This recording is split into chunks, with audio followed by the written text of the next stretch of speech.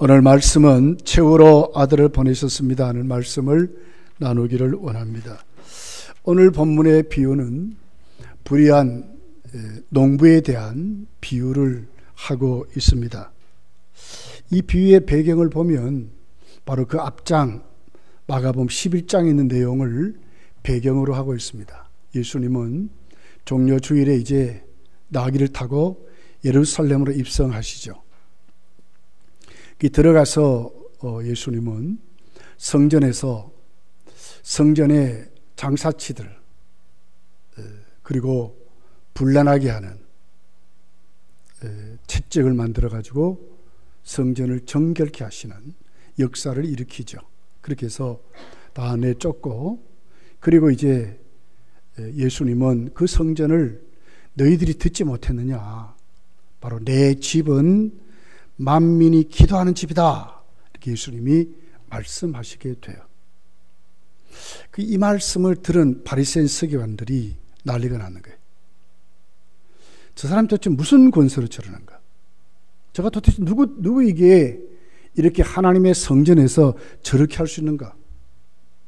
제사장도 아니고 누구에게 어떤 그런 권위를 위임받은 것도 아닌데 성전에 하나님께 예배드리러 온, 제사드리러 온 수많은 사람들, 장사치들 양을 팔고 막 하잖아요.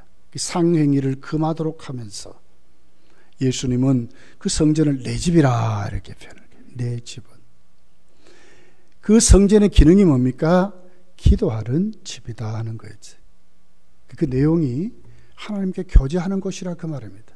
하나님 만나고 은혜 받고 하나님을 똑바로 알고 바르게 믿고 그리고 하나님이 일을 하는 그런 것이 바로 성전의 기능이라고 그렇게 말씀을 해요. 그래서 예수님은 내 집이라 이렇게 말한다. 제사장들이, 서기관들이, 바리새인들이, 장로들이 들어보니까 이 안 맞는 얘기. 도대체 저 사람은 누구때 말이야? 그게 대한 비유를 예수님은 오늘 마가복음 12장 1절서 12절까지 자세하게 이렇게 내용을 기록을 하고 있습니다. 오늘 이 비유를 보면 첫 번째 우리가 아는 것이 포도원을 만들어서 농부들에게 준 주인을 보게 됩니다. 포도원 주인이죠. 그러면서 오늘 이 본문에 그 포도원 주인은 하나님으로 비유를 하고 있어요. 우리가 이 본문을 잘 살펴보면 하나님은 그 농부에게 모든 것을 준비하고 새로 맡긴 것을 봐요. 다 준비했어요. 이런 주인이 있을까? 여러분 논밭 뭐 이런 거 새 줄 때 어떻게 새를 줍니까? 있는 그대로 줄 거예요. 있는 그대로. 자, 그런데 오늘 1절이 이렇게 기록을 해요.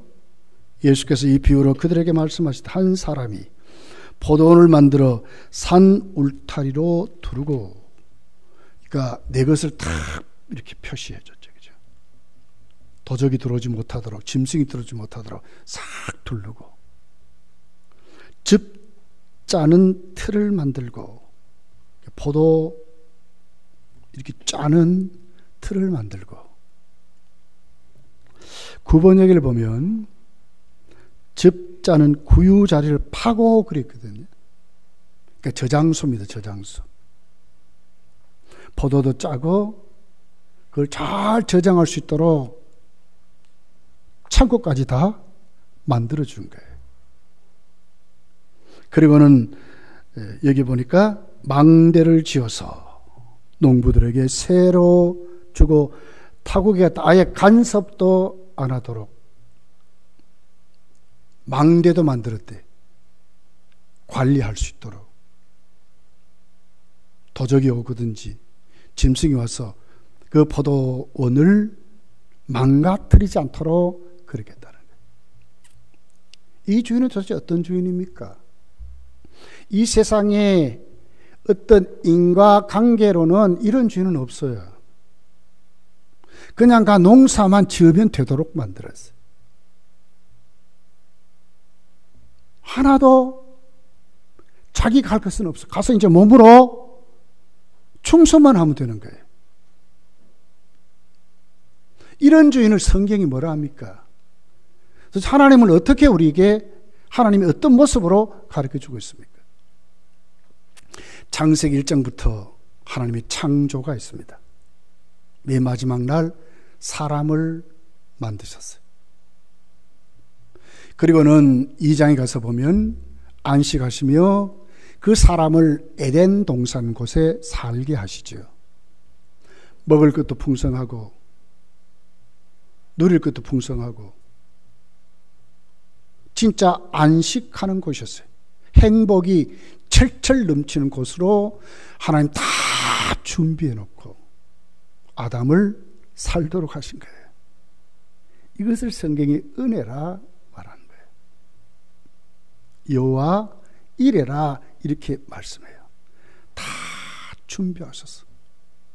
다 하나님이 하시고 그리고는 우리에게 딱 안겨주는 거예요. 오늘 포도원의 주인은 이런 주인인 것을 보는 거예요. 이것은 오늘 말씀이 비유로 하나님이시다고 말씀을 하고 있어요. 그러면서 이 하나님은 거기에서 소출을 기대하세요. 2절이 이렇게 기록을 해요. 때가 이르매 농부들에게 포도원 소출을 얼마를 받으려고 한 종을 보냈다. 때가 이르매, 그러니까 이제 세를 받을 때가 됐는데 농부에게 소출을 기대해서 소출을 받으려고 종을 보냈다는 거예요. 오늘 이것은 우리에게 뭘 얘기할까요? 그러면서 세 번째 종까지 보내고 나중에는 또 다른 종들을 여럿이 보내고 이런 주인을 보게 되는 거예요. 그 소출이 도대체 뭔데? 그 소출 하나 얻어 받으시려고 자기 종들이 가서 맞아 죽고 막 이렇게 하는데도 주인은 보내시는 거예요. 자, 그러면서 오늘 이 주인의 모습은 우리에게 보여주는 것이 참으로 기다리고 인내하시는 주인의 모습을 보는 거예요. 한 번으로 끝낸 것이 아니라 기회를 또 주고 또 주고 또 주고 나중에 아들까지 보내서 아들을 보내면 존대하겠지 한 마음으로 보내는 겁니다. 첫 번째 종을 보냈어요. 어떻게 했어요? 두드러 맞고 아무 것도 없이 빈손으로 돌아왔습니다. 뭔가 잘못 알았겠지. 두 번째 종을 보내죠. 그런데 어떻게 해요? 이마에 막 그냥 상처를 내게 만들어가지고 그리고는 또 아무것도 없이 두드러 펴가지고 또 보냈어요. 세 번째 종을 또 보냅니다. 그랬더니 어떻게 했어요? 세 번째 종을 아예 죽여버렸다고 그래요. 주인은 또 기대하고 또 다른 종을 보냈더니 때리고 죽이고 했더라 이렇게 나왔어요.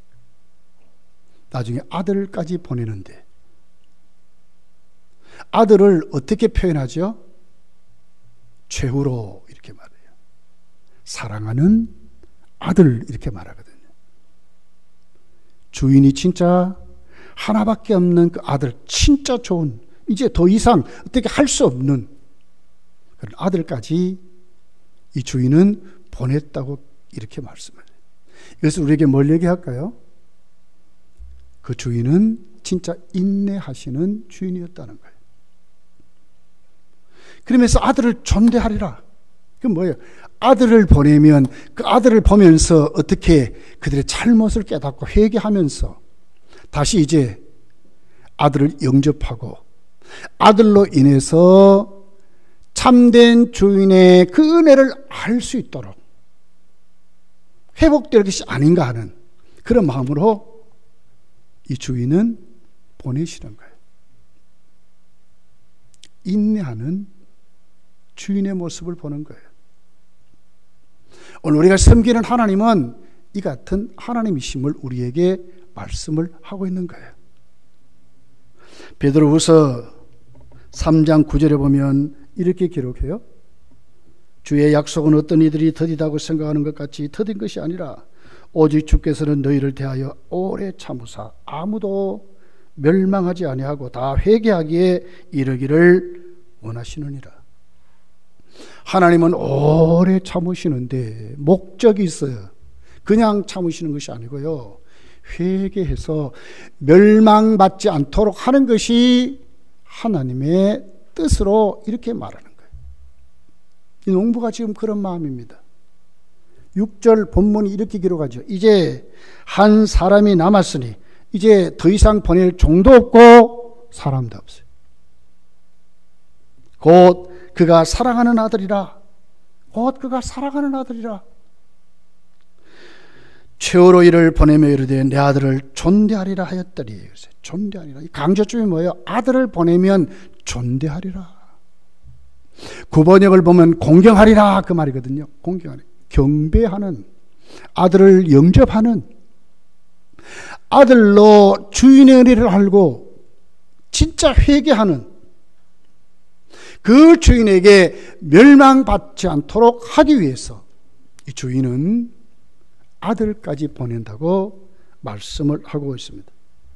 앞에다가 최후로 그렇게 붙였거든요. 최후로, 마지막 방법이다, 이렇게 말씀을 하고 있습니다.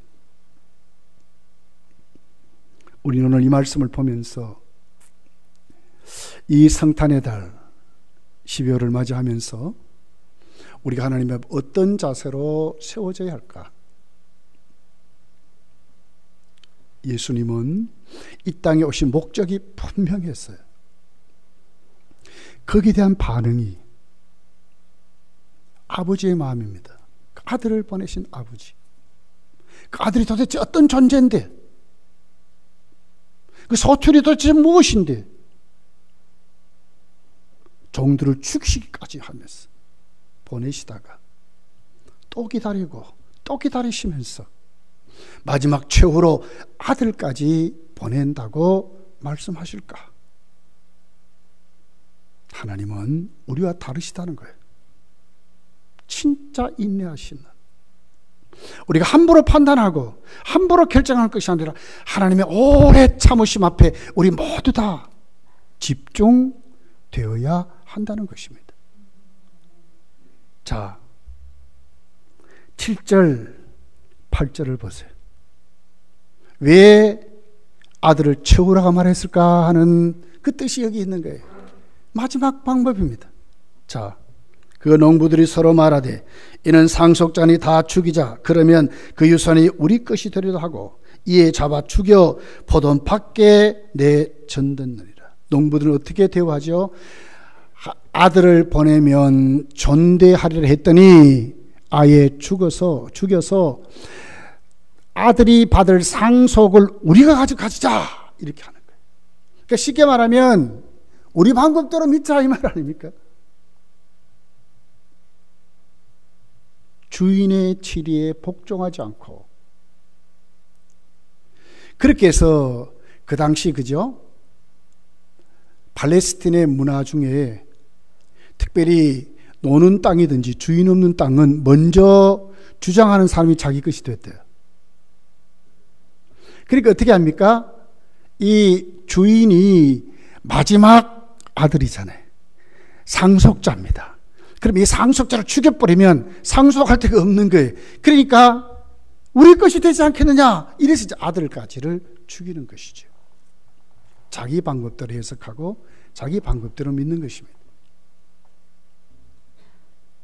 자, 그랬더니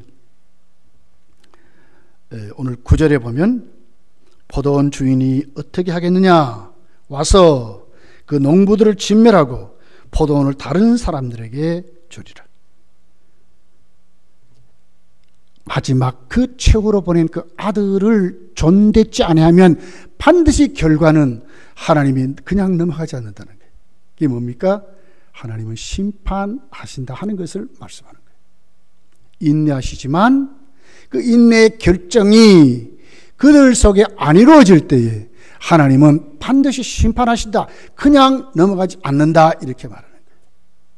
반드시 심판한다는 거예요. 우리 마태복음 25장에 보면 달란트 비유 중에서도 여러분 한 달란트 받는 자가 직급마저도 빼앗겼잖아요. 소출이 없으면 하나님이 어떻게 거기에 걸맞도록 그냥 안 넘어간다, 이렇게 말씀을 하고 있는 하나님이세요.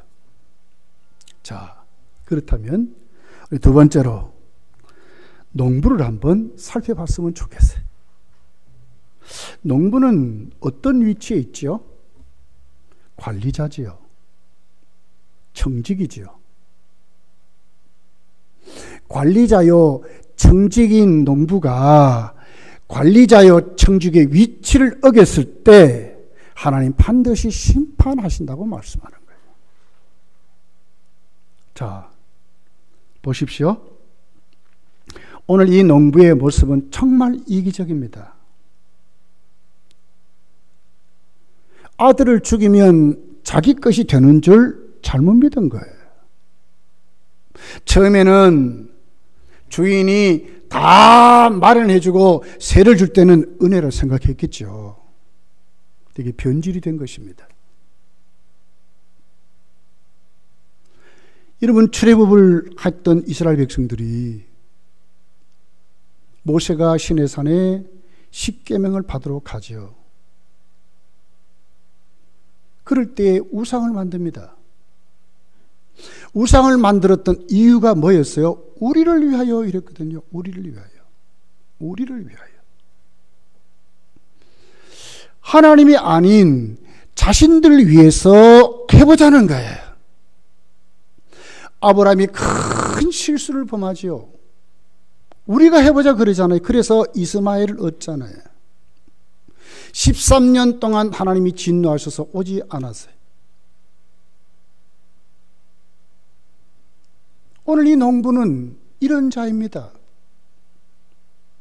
아들을 죽여버리면 전혀 하나님의 은혜를 망각하고 자기 뜻대로 해석하고 자기 뜻대로 살아가는 사람입니다. 다 자기 것으로 하는 거예요. 사실 청지기는 뭡니까? 우리 생명도 주인의 것이죠. 우리가 하나님 앞에 청직이라면 우리의 생명도 하나님의 것인 줄 믿습니다. 그런데 우리의 삶이 예수를 믿고 새 사람이 됐는데도 불구하고 아직도 내가 하나님 앞에 새로워지지 못하면, 예수님이 주인된 삶을 살지 못한다면 문제가 있는 거예요.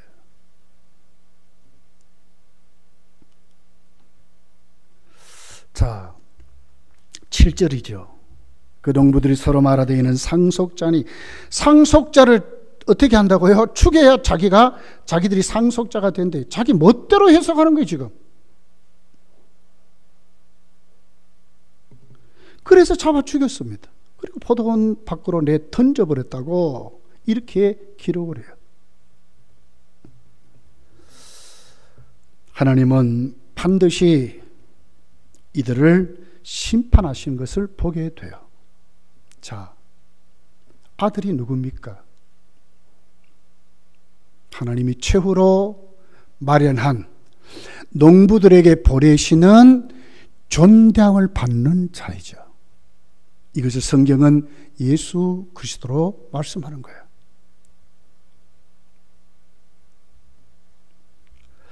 자, 누가복음 12장을 보면 어리석은 자의 비유가 나와요. 어리석은 자의 부자의 비유가 나와요. 한 해 농사 잘 지어 놓으니까 풍년이 되어버렸어요.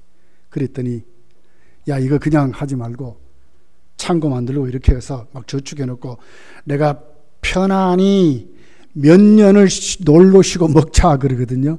그랬더니 그날 밤에 하나님 찾아오셨어요.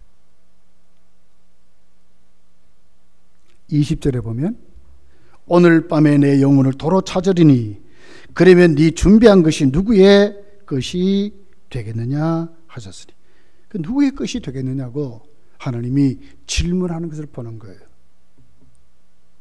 우리가 하나님 왜 소출을 찾는지, 우리의 신앙생활에 하나님 왜 그렇게 하는지를 우리가 똑바로 이해하고 진짜 믿었으면 좋겠어요. 우리는 청직이라는 거예요. 하나님이 주인이라는 거예요. 여기에 대한 관계를 하나님 말씀하는 거예요. 하나님은 당연히 세를 받으실 분이라는 거죠. 그럼에도 불구하고 아예 이 세마저도 안 낼라 그러면 쉽게 말하면 하나님의 은혜를 아는 것입니다. 우리의 모든 삶이 믿음으로 살아가는 것입니다. 예수 그리스도를 영접하고 그분을 통해서 우리가 새 사람 되는 것입니다. 그런데 이 삶이 없다면 하나님 앞에 소출이 없는 자와 같다는 거예요. 왜? 내 마음대로, 내가 주인 돼서 내 마음대로 살아가는 것이거든요. 다 마련해서. 우리의 구원이 어떻게 이루어졌나요? 하나님이 다 마련해서 창세전에 우리를 택해서 하나님 계획이 있어요. 계획. 그러고 나면 때가 되니까 예수 그리스도 안에서 우리를 성령이 믿게 하심으로 구원을 받았죠. 여기 0.001%라도 우리가 한 게 있습니까? 다 하나님이 하셨어요. 요한복음 1장 12절에 보면 영접하는 자, 그 이름을 믿는 자는 하나님 자녀의 권세를 준다. 그럼 우리가 꼭 한 것 같아. 영접했잖아요, 우리가. 근데 13절에 가보니까 아니래요. 그렇게 이루어진 것이 아니래. 그게 이루어진 것은 하나님이 우리를 어떻게 해요? 하나님의 뜻대로 우리가 태어났다고 그런 거예요. 하나님이 하셨다고 말하는 거예요. 이 성탄에 아들을 왜 주셨습니까? 여기 하나님의 사랑을 알으라는 거예요. 이게 하나님의 은혜를 알고 예수를 믿으라는 거예요. 아들이 안 오면 너희들은 여전히 오늘 본문에 나와 있는 농부 같은 자들이라는 거예요. 자기 마음대로 살고 자기 것인 양 그렇게 살면서 그렇게 산대. 다 하나님이 주셨는데 여러분 불신자도 다 하나님 주신 것으로 살잖아요. 근데 우리는 아니에요. 이제 아들을 주셨어요. 그 예수님을 영접했어요. 존대한 자가 된 거예요. 그러면 우리 삶이 나타나지. 그렇게 삶으로 나타나야 되잖아요.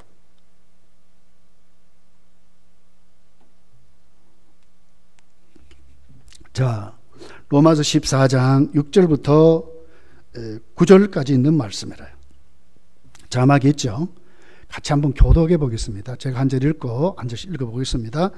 나를 중히 여기는 자도 주를 위하여 중히 여기고 먹는 자도 주를 위하여 먹으니 이는 하나님께 감사하며 먹지 않는 자도 주를 위하여 먹지 아니하며 하나님께 감사하느니라.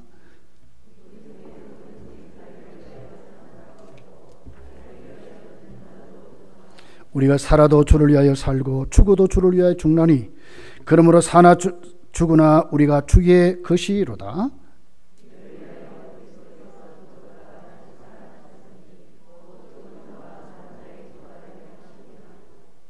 살아도 주를 위하여 죽어도 주를 위하여 사나 죽으나 우리는 다 주의 것이로다 그랬어요.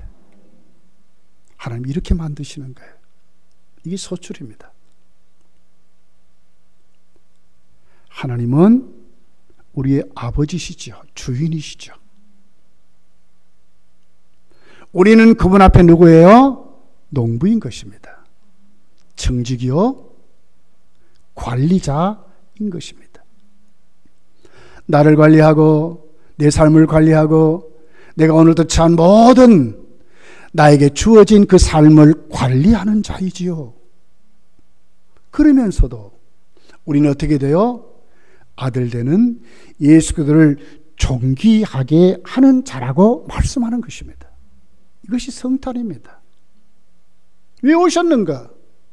우리를 그렇게 만들려고 오셨다는 거예요. 구원은 왜 주십니까? 하나님 자녀로 우리를 구원하시잖아요. 이제 하나님 자녀로 살게 하시기 위해서, 저 천국을 주시기 위해서 그렇게 하시잖아요.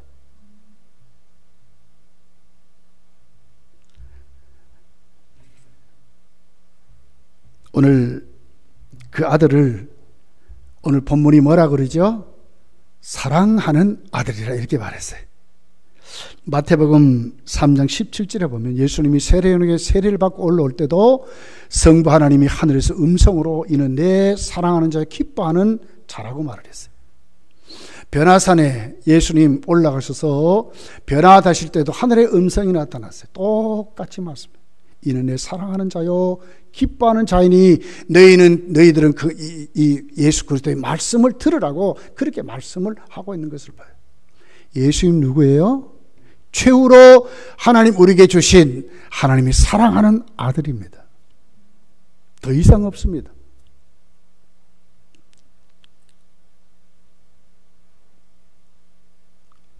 그러면서 오늘 예수님은 이 땅에 오셔서 이제 어떻게 돼요? 농부를 통해서 죽죠. 그 농부는 누구를 얘기합니까? 그 당시 바리새인, 서기관, 제사장들, 유대인들을 말하는 거예요.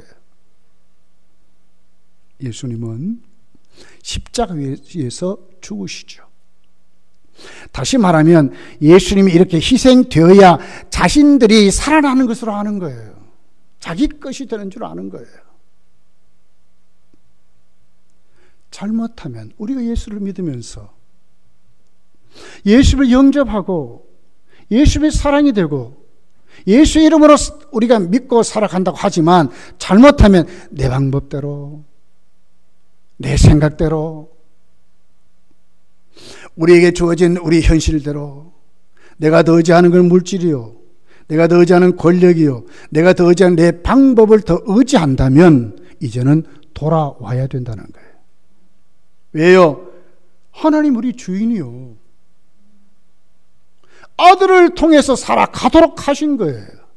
이제 우리는 아들을 통해서 살아가는 자가 돼야 된다는 거예요. 이게 맞아요. 그 아들을 존대하게 하려고 아들을 보내면 그 농부가 종들은 다 때려 죽이고 그랬지만 아들은 존대하리라 존귀 여기리라 9번역에 공경하리라 그랬거든. 진짜 아들을 공경하는 아들을 섬기는 아들을 대우하는 아들의 치리에 복종하는 그리고 자신들이 지금까지 했던 것 회개할 줄 알도록 하나님이 그 아들을 보내주셨다고 말씀하는 거예요.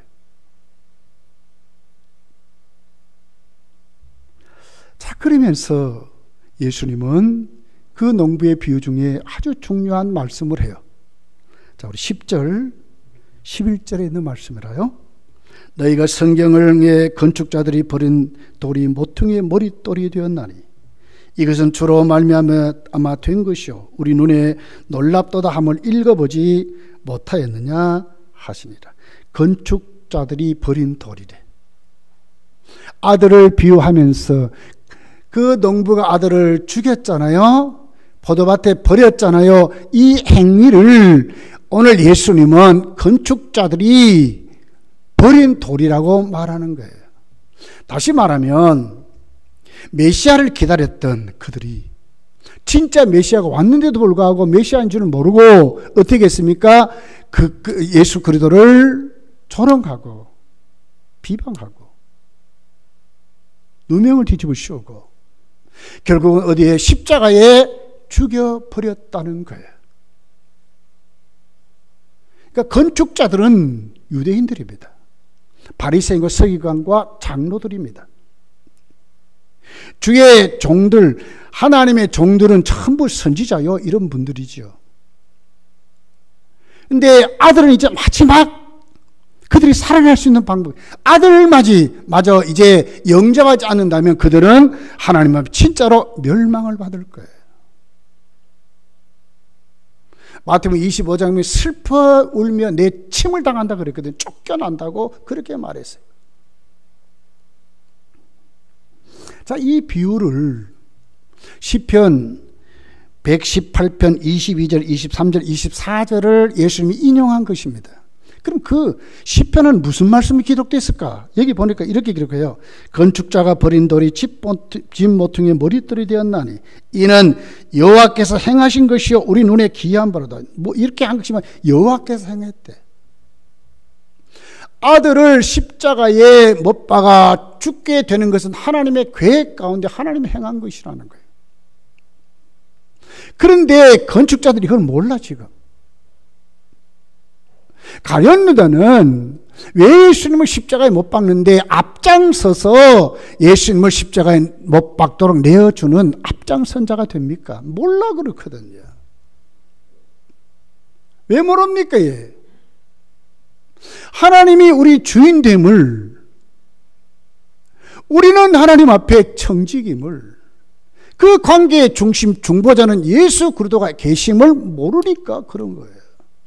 모든 삶이 성도는 예수 그리스도를 통해서 이루어지는데 이걸 모르니까 자꾸 다른 것으로 흉내내고 살아가는 거예요.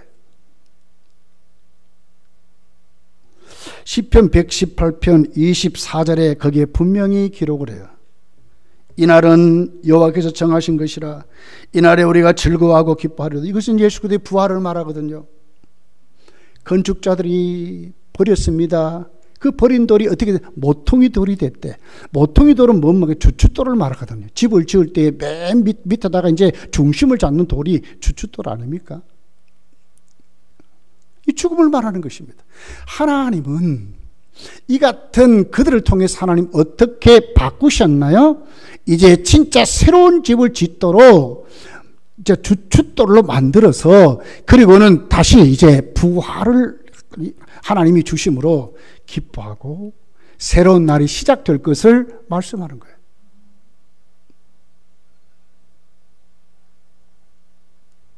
제자들은 이걸 몰랐어요.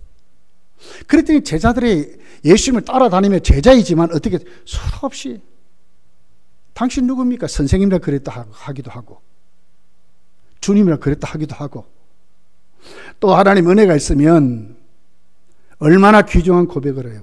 사람들이 나를 누구라 하냐? 너희는 나를 누구라 하냐? 주는 그리스도시요 하나님의 아들이십니다. 베드로의 얼마나 멋진 고백이 거기 있어요. 그럼에도 나중에 어떻게 돼요? 흔들리잖아요. 핍박이 오고 어려움이 오니까 흔들리는 거예요. 근데 그들이 어떻게 확실히 세워지나요? 성령이 오실 때에 확실히 세워지는 거예요. 사도행전 4장 11절 12절이 이렇게 기록을 해요.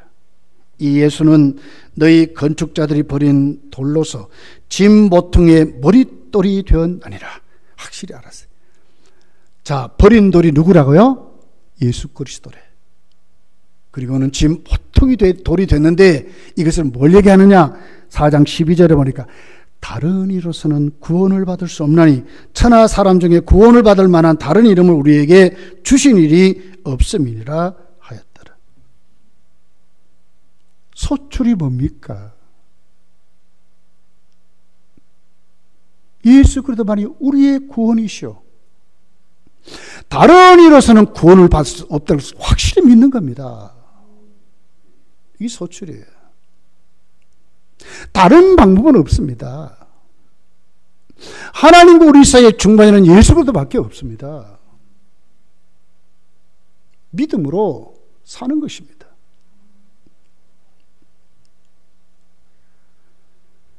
이 사실을 언제 알았나요? 성령 받고 나니까. 그렇게 흔들리는 그들이 영적으로 충만해지니까 진짜 예수 그리스도가 우리의 구원이심을 그들은 고백하고 그를 위해서 사는 거, 그를 위해서 죽는 것입니다. 그를 위해서 섬기고 드리고 하는 것이 전혀 아깝지 않습니다. 죽으라고 그분을 전하고 살았어요. 온 세계로 다니면서. 왜요? 그 삶이 기쁘고 즐거운 삶이기 때문에 그렇습니다. 이것이 구원이라고 말하는 것입니다. 불의한 농부는 그 당시 바리새인이요 서기관이요 제사장들 장로들이라고 기록을 해요. 이들은 뭘 얘기했습니까?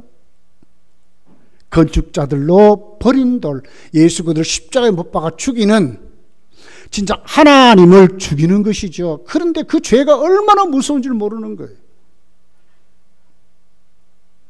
여러분, 이 성탄에 왜 예수님이 오셨는지 우리가 진짜로 눈을 뜨고 영적인 눈을 열고 우리의 귀를 열고 우리의 삶의 자세가 똑바로 확실히 세워져야 된다는 거예요. 소출을 원하시는 하나님. 원문을 보면요, 이 소출이라는 단어는요 아주 작은 소출을 말해요. 뭐 여러 가지 막 그럴싸한 걸 말하는 게 아니에요. 작은 소출입니다. 그러니까 쉽게 말하면 금액이 작다 그 말 아닙니까? 예수를 믿으면 이제는 잘 믿어야 되는 거예요. 하나님을 내 삶의 주인으로 바르게 섬길 줄 알아야 되는 거예요. 뭐 그럴싸하게 많이 그걸 얘기하는 게 아니라니까요. 하나님은 주인이요, 우리는 그분의 청지김을 고백할 줄 아는 거예요. 나에게는 모든 것이 다 하나님의 것인 줄 알고 그분을 위해서 살아갈 줄 아는 것이 소출이라고 말하는 거예요. 믿는다 하면서도 하나님을 전혀 의지하지 아니하고 말로만 우리의 모든 현실에 전혀 하나님이 없는 삶은 소출이 없는 것과 똑같아요. 아들을 보냈습니다. 왜 보냈다고요? 존대케 하려고. 영접해서 아들로 살게 하려고. 그러면 회개할 줄 알게 만들려고. 잘못됨을 깨달을 줄 알게 만들려고. 매질하고 때려서 죽였던 그것 잘못됨을 알고, 잘못 알고 잘못 믿은 것을 알고 하나님께 엎드려 회개할 줄 아는 그런 사람들로 하나님이 기대하면서 보내는 겁니다. 아들을 통해서만 회개가 되고 아들을 통해서만 회복되게 되는 그런 것입니다.